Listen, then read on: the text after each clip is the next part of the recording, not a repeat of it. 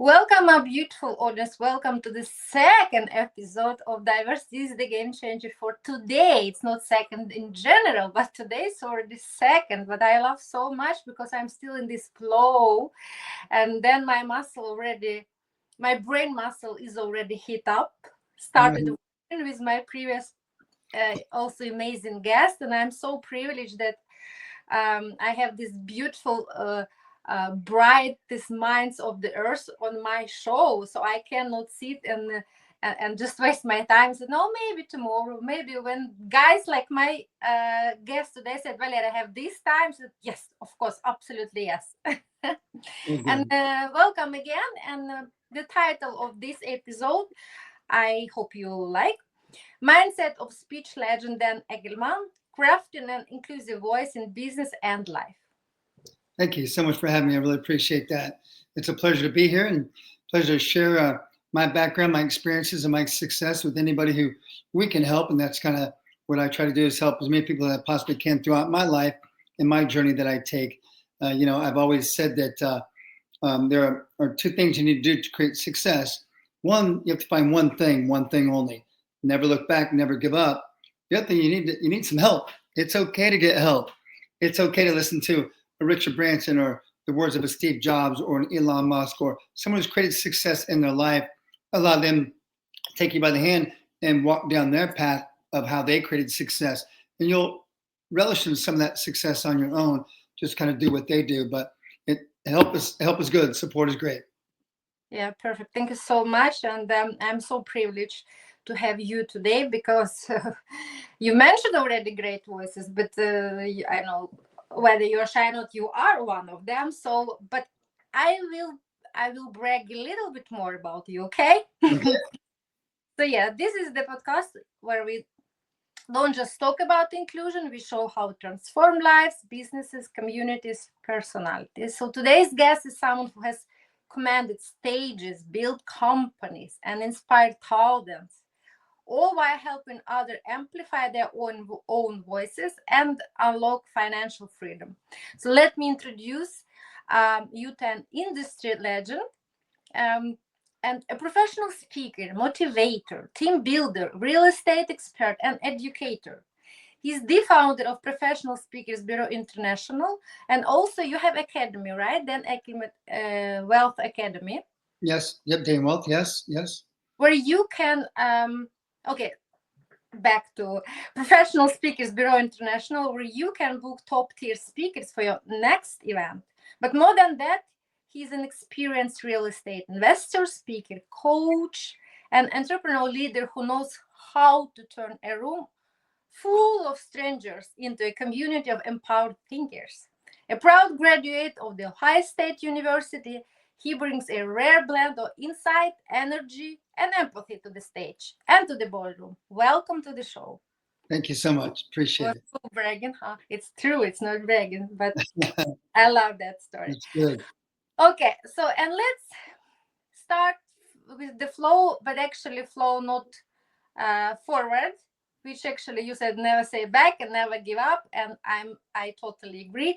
But for becoming actually the person who can motivate and come into this special gems which you are sharing with your Mhm. audience.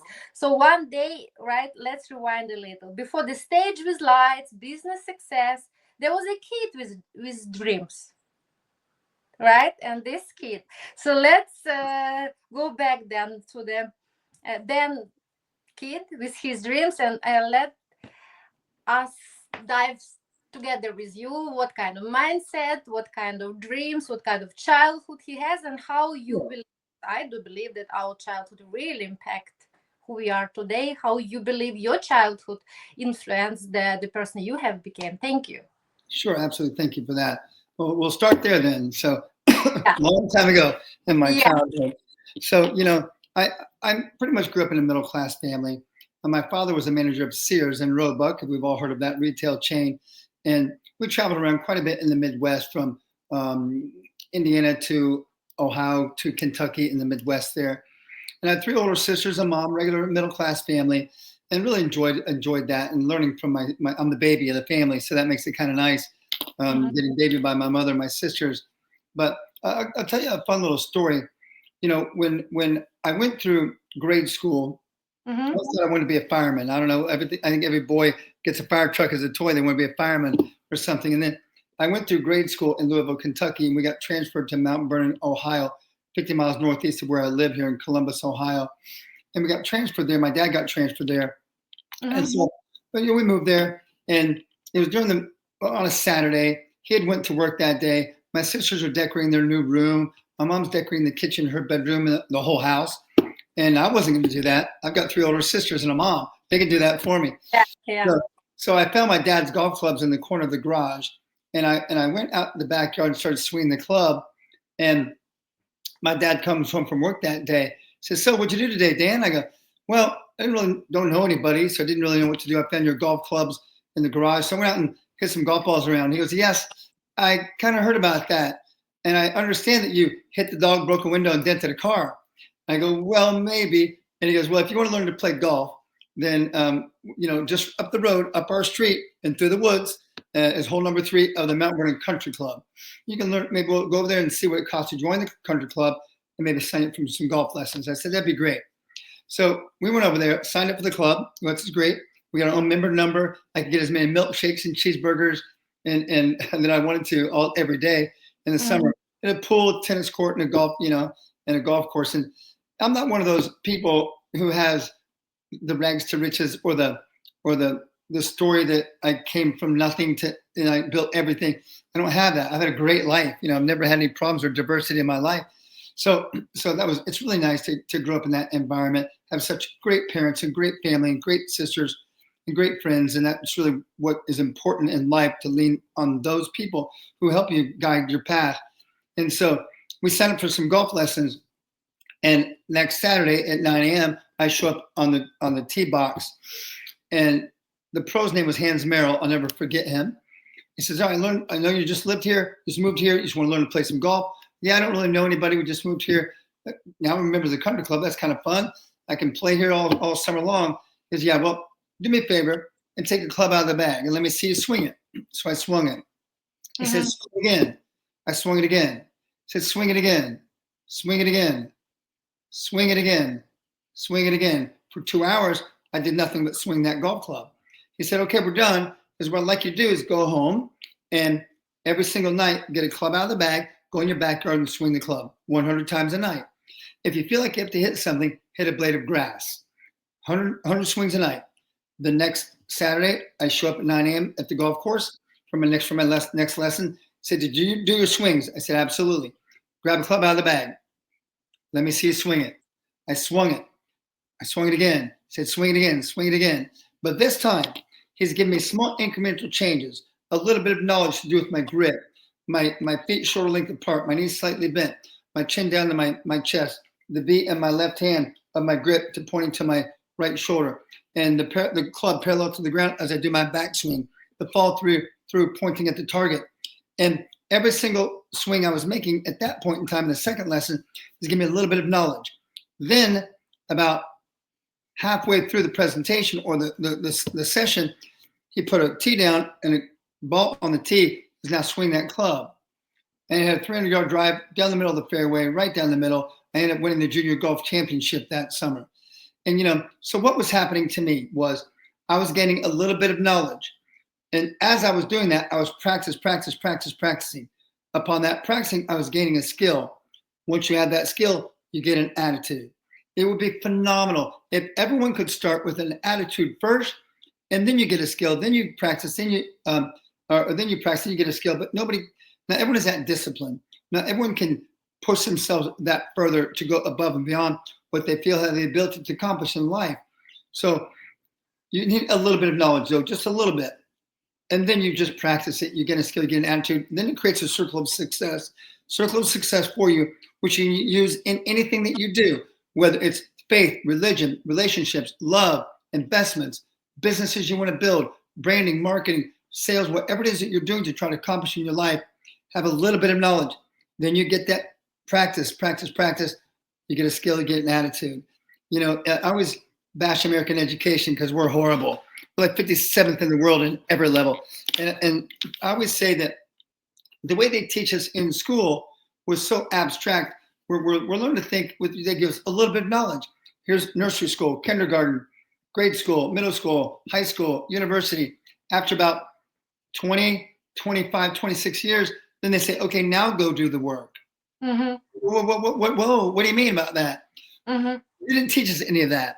Mm-hmm. You know, it's funny, when I give my speeches, I always ask the crowd, how many people went to college or university? Most raise their hands. And I say, how many people are currently working in your major field of study? It's about 3 or 4 out of 100 every single time. I say, what don't they teach us in school? Mm-hmm. It's kind of a lead-in question, which gains a buy-in. Mm-hmm. Someone always says how to make money. Then I say, what if you have it? What if you don't have it? How to manage it, budget it, balance your checkbook, do your taxes, shelter taxes, start a business, invest in anything. But when we graduate, on whatever level we graduate from, what do we have to be the best at? Making money. They don't teach us any of that. You know, they teach us in an unusual format in school, which is in sequence, and they always have A, B, C, E, F, G, 1, 2, 3, 4, 5, 6, 7. Memorize the rivers, the continents, the capitals, the states. That's just not how we're supposed to think. Our minds are trained to think in pictures and not in sequence. For example, if I ask you, what do you think of when you think of the word elephant? Mm-hmm. What do you think of? I see the picture. Okay, yeah. You think gray, big, ears, Big, zoo, safari, Africa. But what I asked was, what do you think of when you think of the word elephant? You didn't say, oh, the word, I think of ELAPHANT. You pictured an animal in your mind. Our minds are trying to think in pictures and not in sequence. So if we can use that platform or that path to spread the word to people, whether it's from a professional speaking standpoint to get your message out, or even if it's one-on-one, we're talking to people and we can deliver that message to them in pictures, it's easy for them to understand, remember, engage it, and use that information to accomplish anything in life. Wow, what a powerful message. We kind of made measurably from childhood to that I love the story, and I love, of course, the happy story of your family and how you actually how they built, I believe they built security in yourself. That's why you could also get some outside impacted impulses. And I love this story which my question, how old were you when you got this message about golf? How old? I just finished 6th grade. Again, it was a little bit problem with connection. I just finished the 6th grade. It was a summer before I started 7th grade. Yeah, and let's say it was 10, 11? Probably about that age, yeah. Oh my God, amazing. So you actually been blessed and granted the major magic skill, actually the recipe of the whole life at so young age. And can you imagine how it could turn like always, right? The whole life, it's us making choices. You could say just, what? No, I'm not going to do that. And what kind of kidding me? Are you joking? But you actually did that, and you showed, like, because it's not all the time just immediately about perfection. It's about progress, and it's discipline, right? It's what you're trying to say. It's discipline, and it's showing up all the time. You want, you don't want, it's night, it's not night, you're young, not young, but you're doing that. You're doing practicing, right? Yes, and I think that in our lifetime, as we go through different paths and open up different doors of opportunity, I don't care if it's 6th grade or 7th grade, if we're 10 or 11 years old, or if we're in our 50s, it doesn't matter. But we learn things along the way. We meet people that help us and support us. And we don't know at the time, I think, that that's something that we can carry on throughout our lifetime, that message or that lesson that we're learning from somebody else or an experience that we've had. But it comes back and we reflect on that and look back, wow, I learned a lesson back when I was in 6th grade, 7th grade that really helps me out and has helped me throughout my career. But we didn't know that was happening at the time. Yeah. But now we look back, we go, wow, that's why I'm where I am today. We kind of have to look at success or our ability to accomplish anything in life. We have to look at like an iceberg. I'm sure you've seen an iceberg before. Just a beautiful, beautiful thing. We'd see it in a geography book, and if you're lucky, you get to go see one. I was doing a speech in Anchorage, Alaska once, and it was at the hotel in downtown Anchorage, which is only about a 5-block radius, the whole town. You can walk around everywhere, just beautiful. But I had to rent a car anyway, just to go out and see an iceberg and maybe a moose and maybe a polar bear. Well, I saw the moose and the iceberg. I didn't see a polar bear. A big stuffed one in my hotel in the lobby, but that's how close I got to a bear. I did see an iceberg. And we take a look at an iceberg, and we've all learned from our experience and our education. We see the iceberg, and 10% of the iceberg is sticking out of the water, 90% of it is below, which tells us, as an analogy, that most people have the ability to accomplish 10% of what they have the ability to accomplish in life. They go after 10% of it. They don't go any further than that. We all will accomplish 10% of what we have the ability to accomplish in our life. But we think about people like Usain Bolt, fastest man in the world. We think about an Elon Musk or Richard Branson, who are multi-billionaires. We think about people who run the fastest or jump the highest, or Olympians or champions or billionaires, or people that have reached such great levels in their life of success within what they do. How do they do that? How can one person struggle to pay their bills on a weekly basis and someone has billions and billions and billions of dollars? I mean, where's the difference here? What are we missing in that? But here it is. If we take a look at that iceberg and we tap into 10% of our ability to accomplish anything in life, if we lower that waterline by even 5%, we've just tapped into 50 more percent of our ability to accomplish anything in life. Go a little further, push a little further, one more rep in the gym, run one more mile or one more yard, throw a little bit harder, just walk a little faster, run a little faster, just keep going forward, which reminds me of a story, because my story I told you was pretty much through grade school. And in high school, didn't know what I wanted to be. I always wanted to be an attorney. I thought, that would be pretty cool. Then I started getting into in college, university. I thought, okay, I'm going to be an attorney. I'm going to study criminal law, which I did. I went a master's in business law and studied and work in corporate law. And I thought that's the path that I wanted to take. But I realized pretty quickly that I didn't really want to work for some law firm to put a cap on my salary. I want to make as much as I want to make. So that's when I got into real estate. I thought, you know what? I can work what I want, do what I want, make what I want. But I realized quickly it wasn't the brokers making the money, it was the investors making the money in real estate. So I didn't really know what to do. So you know what? I started bartending on the side when I was in school, just sort of bartending and putting money in my pocket and paying a few bills. And I woke up one day and realized that those two things I talked about earlier needed to happen. You need to find one thing and needed some help. But when you do come across a great opportunity, a great business you want to start, a great investment, a great project, who are the first people you tell about it? Me, now it's my mom. Okay, your family and your friends, right? Yeah. But who are the most negative people in your life? Your family and your friends. Our family and our friends, they don't want to see us stumble and not be able to get back up. They don't want to see us harmed physically, mentally, emotionally, or financially. They tend to overprotect us. I'm pretty sure I could ask anyone, I could take anyone down the hall of a conference room, sit them down, and say, tell me about a time in your life, if not one, multiple times, if not from one friend or family member, a number of them. Had you taken their advice, not a better or worse place, you might be in a different place than you are today. Is that fair? Of course it is. They tend to overprotect us. We'd all agree with that statement. So a little bit of advice that I have to everybody: don't ever allow anyone else's successes or failures to dictate your own successes and your own failures. Spouse, friends, family member included. You got to go to work. You have to set your goals. You have to achieve your goals. You have to make your plan. You have to make your own money, not them. Let's assume that they are already in your life because they already support you, or they wouldn't be in your life.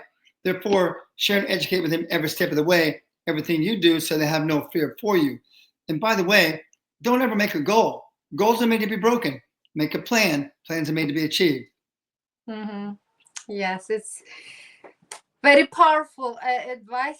Thank you so much. And even me, I'm like collecting and reflecting. Yes, it's true. It's parents and family and the closest people, because they tried, like you said, And I made in Soviet, in this regime, it was not allowed to be uh, anyone yourself. It should be Right. just one part of the whole tribe or something, but not stick your nose out. So unfortunately, I believe 90% of my population generation, we've been brought up to do exactly what you say, and we didn't have to do, like, even Right. my education, my absolute everything. Before I moved and set my free, I actually basically also did for my mother. Mhm. I had two master degree. My first education, yes, I kind of took for her, or I'm grateful now, because she wanted me to survive, because in my Yeah. country it's not possible, it's still not possible to choose to proceed what you want, and you can make it for living, right? So it's ups and downs, but and goals, it's Yeah. true. Plans, because plans, it's about process, practice, it's Yes. practice. Like we said, Goals absolutely. there, and Yeah. goals, you can change goals while you're practicing and working, right? So Yes, for sure. mhm. And so heading down that path, continue that my life journey. Um, the law wasn't for me at the time. Real estate wasn't for me. So I ended up starting a factoring company with another local attorney, factoring of invoices or accounts receivable financing. And we built that up to a couple of million a month for a small law firm. We were happy with that. Kept getting calls from brokers all over the country, all trained by this Open University out of Orlando, Florida. I called them, said, "Who are you guys?" They said, "We teach brokers how to broker privately held notes, like invoices, structural settlement lawsuits, viaticals, insurance policies, mortgage notes, business loans, lottery, sports contracts." It's about 60 plus income streams like that, where people are getting paid money over time, but they want a lump sum of cash today at a discount. It's called a privately held note. They teach brokers how to find the deals and send them to companies like mine to fund the deals. I said, "Thank you for all that." Then they said, "Hey, by the way, we have a training class in the United States and Canada every weekend. Would you like to teach? We'll give you half a day of the 3 days talking about invoice financing." I said, "Sure, if it gets me more deals." So they kept booking me every weekend. And after a few months, they said, "Hey, you're a great speaker. We'd like you to speak on the front end." I said, "Well, what's that?" They said, "Well, we'll pick a city like New York City. We'll go 2 weeks prior to the training, plaster the TV with a 30-minute infomercial all week long to get people to come to the show. You go there and hit the north, south, east, west side of the city. 1 show Sunday, 2 Monday, 2 Tuesday, 1 Wednesday, 6 shows a week, 90 minutes a show, talk about privately held notes, sign them up into the training class. That's how you're getting the people you're teaching a speaker proceed you." I said, "Sounds like fun to me." So for the next 13 years, 51 weeks out of the year, every week but Christmas, I'm on a plane, 4 days a week, 6 pieces a week on privately held notes. But it really created a very nice speaking career for me. But back to that iceberg analogy. Mm-hmm. It said to me, in order to speak on the front end, you have to take this script and memorize it. Okay, sure, no, I guess, let me see it. It was 167 pages, word for word. I said, "Okay, that's impossible. No actor in the world has ever had to do that. Maybe 2 pages, maybe 3 tops. 167 pages, word for word, impossible." They kept Mm-hmm. calling me up. "Are you ready? Are you ready?" "No, I'll never be ready for this." They go, "Well, let us know when you're ready. We'll book you your first city." And so I sat down, I read it, I wrote it, I typed it, I recorded it, I listened to it, I spoke it, every sense that I had in my body to get it into my mind. And they said, "Are you ready?" And I go, "No." And then finally they said, "It doesn't matter. 2 weeks, you got to be ready. We booked Dallas, Texas at the Marriott Anatole. That's your first show." So anyway, I said, "Okay, fine." So of course I stayed up for 2 weeks every night trying to memorize. By the way, that's the worst way you can ever tell a speaker on how to speak, to memorize a speech. Don't ever do that. It's the worst way. But they had to tell me to do that from a compliance standpoint, which they didn't tell me then. They told me that afterwards. But anyway, so I got up and started speaking. The owners flew in, the managers are there, my whole crew, marketing reps are there. And then I'm speaking, and then they cut me off. And I go, "Well, I told them this was impossible. No one can do this." So I wrapped it up, and people actually went to the back room and signed up for a 3-day training course for $5,000. A lot of people are going back to sign up. I go, "Well, I think I did pretty good. Everybody's signing up. That's why I'm here." So we signed people up. They left the room. It's just somehow on privately held notes, like I talked about earlier, and how to invest in them. And then as soon as the last person left the room that signed up, they all stood up and clapped for me. And they go, "What? That was unbelievable." They said, you broke the company record of any speaker who's ever spoke for the first time. You broke records of our speakers who speak for us all the time. You've done better than any speaker we've ever had with our company. I go, wait a minute. You cut me off. They said, well, because the speech was supposed to be 90 minutes. You were at 2 hours and 20 minutes and you were still speaking. So what that told me was that it was in my mind and I didn't even know it.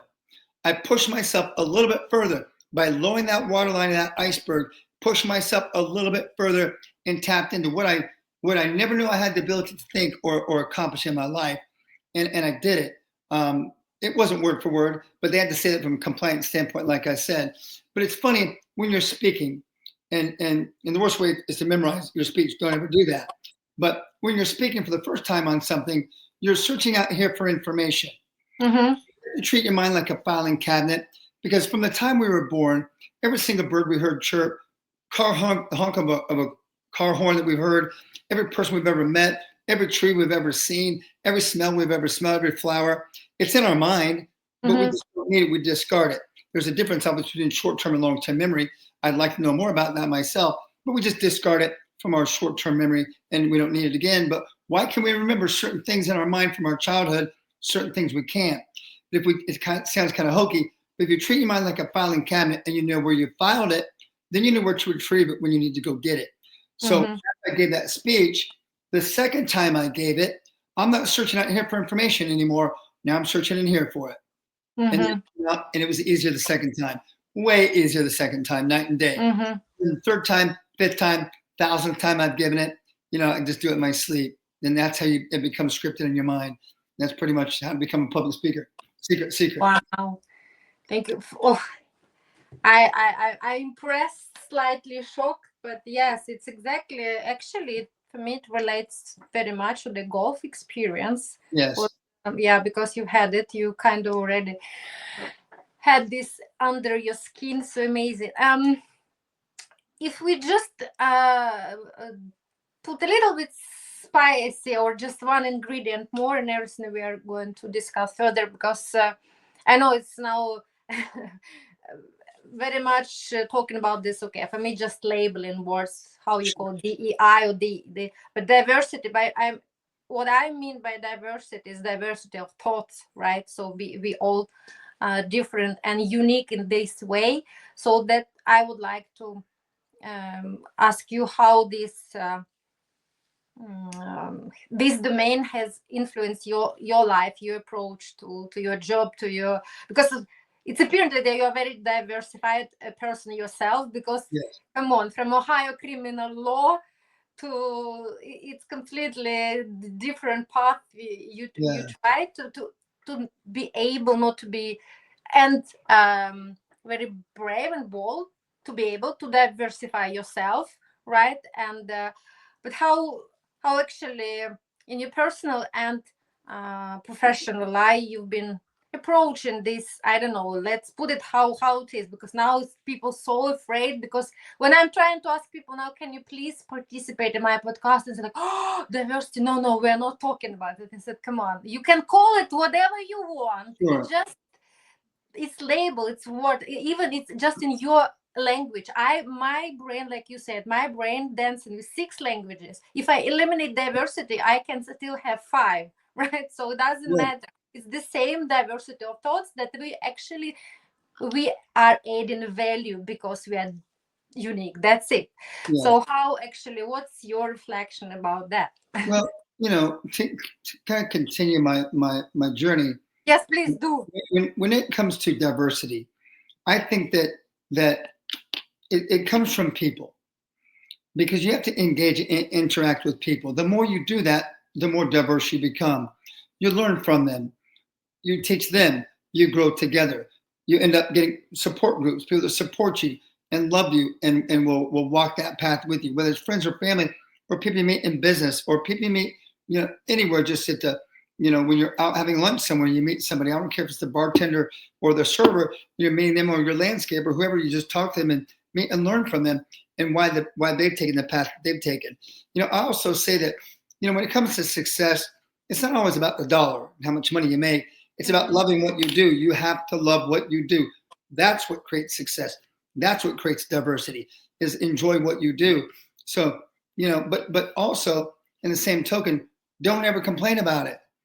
Because I like telling the story about this guy who picked his keys up off the counter in his kitchen. He went out his front door, went to his car, unlocked his car, got in it, started his car up, drove out his driveway, went down the block, took a left out of his neighborhood, drove 2 miles down the road, took a right, another left in a McDonald's parking lot. Walked in, he said, I'd like a job, apply for a job. They gave him the application and a pen and a seat. Filled it out, handed it back to the manager. The manager said, looks great, you're hired. Don't you dare complain about that job. You chose it. The people that sit around their kitchen table with their family, I hate my job, I hate my life, I hate my work, I hate all my work, all the hours, I hate my boss, I don't make enough money. You don't have a right to do that. You chose it. If you don't like what you're doing, then change it. That's where diversity comes from. It comes from change. And with change, you get growth. I was doing a speech one time, and this gentleman came up to me just bawling his eyes out. I go, why are you crying? He said, well, I am a coal miner. I take lunches as I walk through the mine. I take naps standing against the coal wall, the coal miner wall. And I see light 1 hour a day. I go, I'm going to ask you again, why are you crying? He goes, really? I go, listen, don't cry to me. That was your choice. If you don't like what you're doing, don't do it. Quit and do something. He quit. The next day he quit. And he calls me all the time, say, wow, you really changed my life. Because again, you have to love what you do. That's what creates success. That's what creates diversity. And as we go through life and walk through these different doors of opportunity, that's where we find it. And don't be afraid to open those doors, because I'll tell you what, on the other side will be some sort of change. Not always successful, but you have to know, which path to take, which is going to be the good one or the bad one. But even if you take the bad one, you're going to learn from it and know not to take that path again. Then you go back, you restep, you backstep your steps, go down the right path. So my adventure in my life, as I started becoming pretty well known in the speaking world and the real estate world based upon what I was talking about, that's when I got a call from Donald Trump to come on board at Trump University and be one of Trump's top real estate speakers. Regardless of what anybody likes or dislikes about Trump or his programs, these products I speak on have been in our country for over hundreds of years before our Constitution. It's a phenomenal investment. Trump puts his name on it as the brand, and I started becoming very well known in the international speaking circuits as well, and got a call from a group out of Singapore to be my promoters. I mean, they put me on stage with Tony Blair, Robert Kiyosaki, Jordan Belfort, Wolf of Wall Street, Mark Victor Hansen, Chicken Soup Books, Robert Allen, Laurel Langmeyer, Spy Comer, on the biggest stages in the world, because I was open to that. I was open to change and opportunity, and I kept going forward and just, whatever was there, I say, I'll try it. I'll do it. Yes, yes, yes, yes, yes. I will learn it if I do it wrong, if I do something wrong, I make the wrong decision. That's how we learn.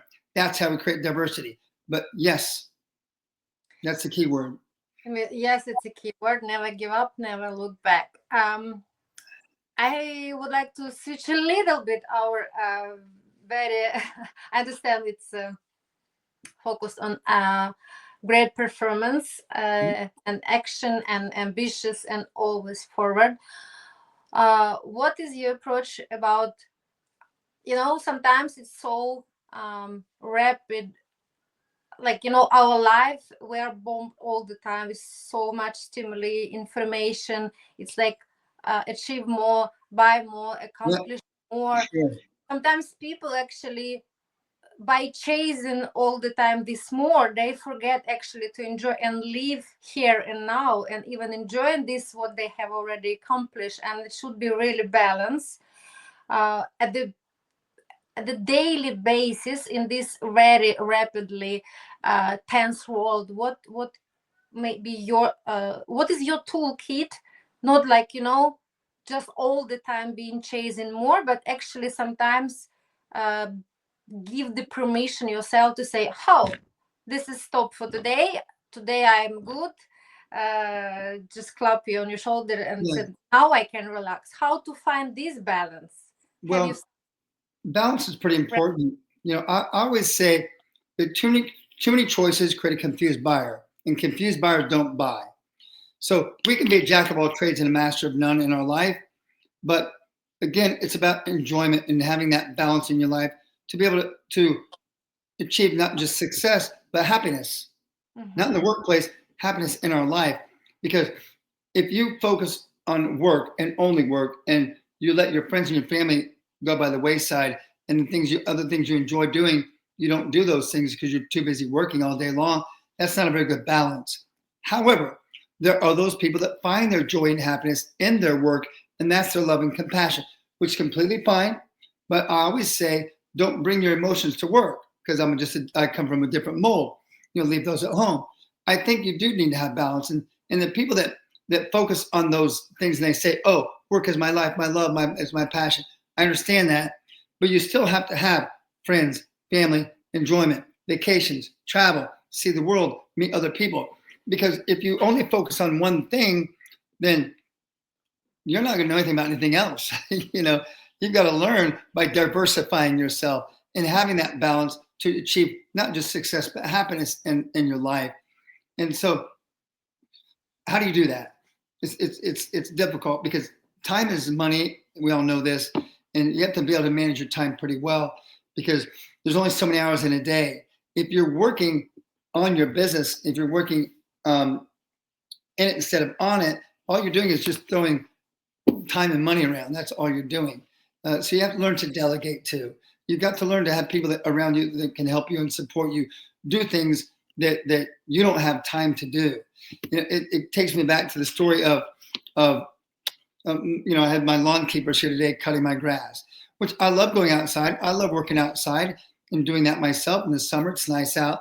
But to me, that's 2 hours of my day out there where I could pay somebody $20 an hour, $40 to do my lawn and trim my hedges out there. So am I only worth $20 an hour? Mm-hmm. So you have to kind of differentiate the difference between what you want to do with your time and manage it properly. And I'm not saying there's nothing wrong with that, going outside and cutting your own grass or doing that. But also, if you want to be productive in doing that, that's perfectly fine. But if I want to be productive in public speaking and I've got a new speech I need to learn, I need to focus on that. I don't have the time to do that. So I delegate accordingly. And that's why everybody in our life is so important, to help us climb that ladder and to get to where we want to get in life, to achieve success and happiness. It's very important to be happy. And that's by also, like I said, loving what you do, but you have to know how to manage it. Exactly. Then you should make your priorities right, and they should be aligned with your core values. And like you said, because it's success, it's not the same like happiness, and yes. It's one part of that, but to find all these ingredients, they are so special for all different persons. It's totally fine to do gardening, to do everything, which is really part of culture in Scandinavia. Sometimes also kind of try to break the rule that for them it's like, no, you have to manage everything yourself. I said, no, I don't have, because really I feel that I can be so much helpful to my society and to myself, and I can contribute with the skills which I'm skilled. I'm implementing in my brain, right? So of course, like 2 hours, I also can do that and that and that, and maybe to help to establish more jobs for people who love making gardening, right? By my other skills. So I totally there where what you're advocating now. Thank you so much. Before actually we a little bit wrapping up, so I would like to talk about the emerging dimension. It's not like it was not before. It's just about, again, speaking actually how we articulate, and it's actually with me. I had no idea that even what I'm having myself, neurodivergence, that we have special vocabulary for that now, which is very positive, not just broke, sick, mental disordered people, like, people with neurodivergence, like you mentioned already, Elon Musk and many other actually very creative, very innovative minds, all from Nikola Tesla or Einstein, you name it. So it was the actual purpose, my main goal when I opened this show last November, to raise awareness about this special demographics, because we are 35% identified Uh-huh. now from global population. And can you imagine how many people they have no idea and they have no possibility to be identified? So it's Yeah. actually many people now, and due to the stress level of everything what's happened around in the world now, I believe we actually have a little bit dangerous increase in that. So about building communities, more creative communities for or not creative but inclusive communities for Mhm. people with neurodivergence like me. I have OCD, but many other people, ADHD, autism. And what is your thoughts about that? How our society is, I believe we were a little bit more polite, like, open, and like not that much maybe taboo and stigmatization, but still, okay, it's very also cultural setting, right? Made in Soviet one thing, in Scandinavia it's better now. But what is your thoughts about neurodiversity? Should we speak about that? And actually, when we apply for the job, should I be open, or still I don't have to say actually, but actually I have neurodivergence, like, I don't know, autism or OCD. Should, Mhm. yeah.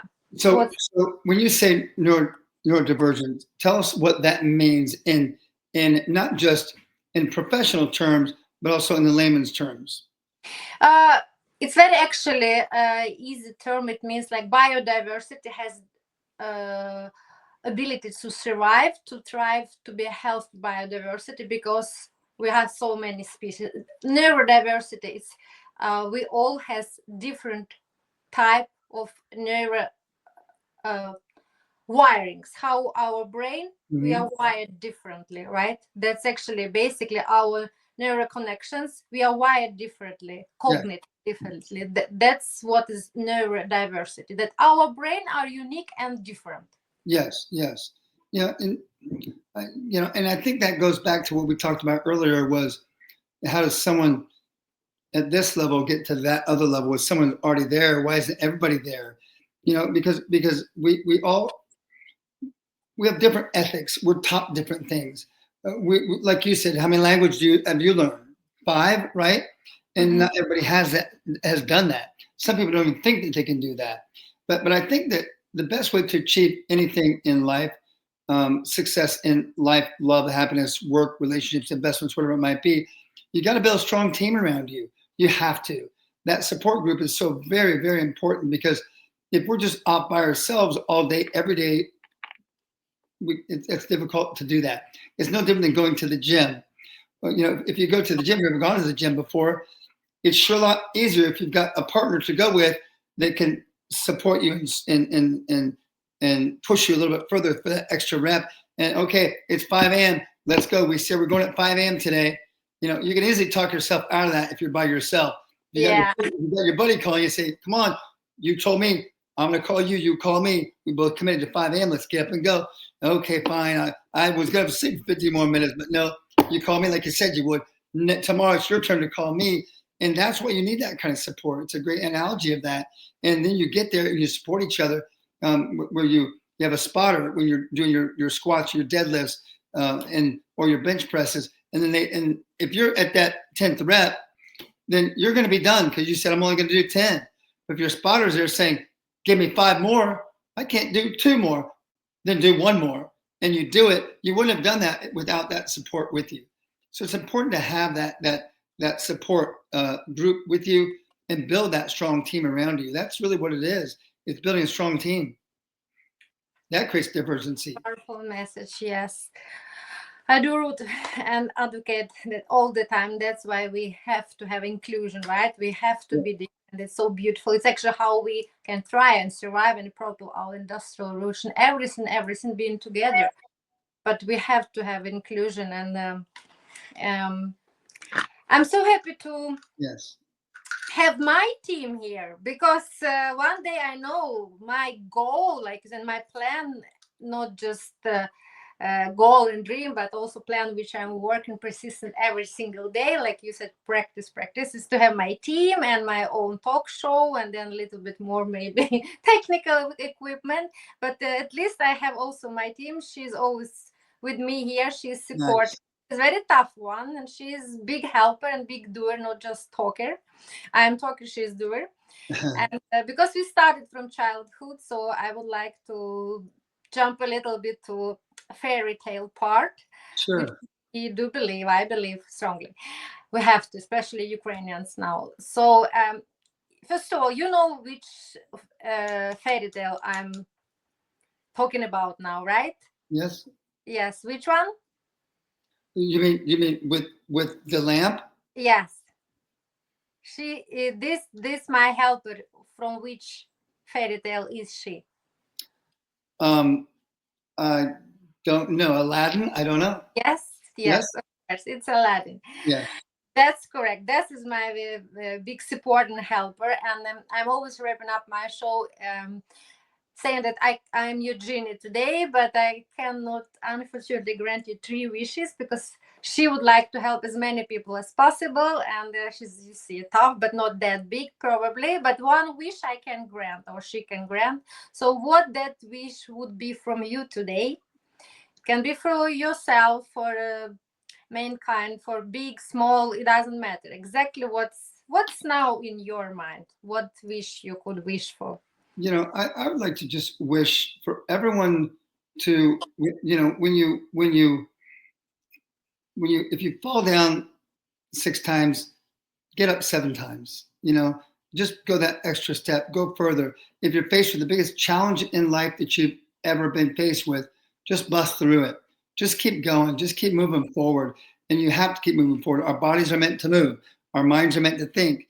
We're meant to do that. We hear a lot of people that talk about diversity and challenges and fear, anxiety, and failure. Well, let's focus. And my wish to everybody, it's to focus on center strength, your center strength, and build from that. All the bad stuff's just going to go away if you focus just on your center strength. Perfect. Thank you so much for this powerful wish, and of course powerful conversation. We could really learn so many inspirational gems, and I need to digest a little bit today, but I know now, actually after 2 podcasts, I'm going to jog and try to talk Yeah. to my 5 languages and to put them in these maps that I, like you explained, that in my hard disk here, that when I need that I can just pull out and use it, right? Yeah. So thank you so much, and You're for welcome. reminding us that ability to speak, to lead, invest, and the most important, to include, it's a muscle that we can all build. Like, and Thanks. every single day, like you showed us with your golf experience, being a 6th or 7th grade, it's a beautiful story. I love that. So, and to everybody listening, of course, thank you so much for staying with us, and just remember, just a little bit more, one more step, one more jump, Yeah. one more encouraging thoughts, because we actually, the person who is talking mostly with us, it's ourselves, right? So Yeah. it's also steps from there, how we speak to ourselves. We Yes. have to learn that, because many years I didn't know that it's so crucial impact of our own thoughts. We actually maybe should start from learning speaking to ourselves. Yes. Oh, thank you for being with us today. I'm very honored and glad also to say that I now the part of family and tribe of your brilliant creation, terrific speakers. We didn't have that much time to speak about that today, but we of course can show that evidence. If the person and brilliant mind like you have created, established that it's top quality. So I'm very privileged. It's a big honor for me. Thank you for that. Thank you. So yes, so let's just, like you said, be bold, be open to diversify yourself, and discipline, and believe. Never give up, never look back. Right. Be boldly yourself. Thank you for staying with us, and Yeah. until next time, Until stay tuned. next time. Thank you so much. Thank you. Appreciate it. Yes, me too. Then Have a bye great bye. Have a nice. bye. Okay, we have evening. I don't know what do you have. Still fruitful day with a lot of new Yes. learning insights. I know people like you and me, we learn every single day. We That's love right. train our brain muscle.